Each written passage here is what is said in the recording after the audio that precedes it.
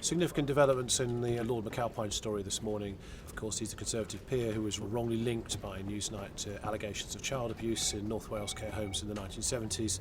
That error, of course, already led to the resignation of the Director General.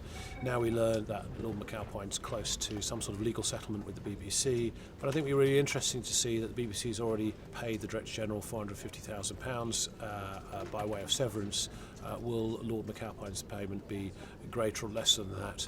Which of the errors or sins does the BBC see as more significant? Lord McAlpine is very mindful of the issues around Steve Measham. Measham has obviously since withdrawn his allegation as regards Lord McAlpine, and I think from his point of view this is a very unfortunate and sad situation.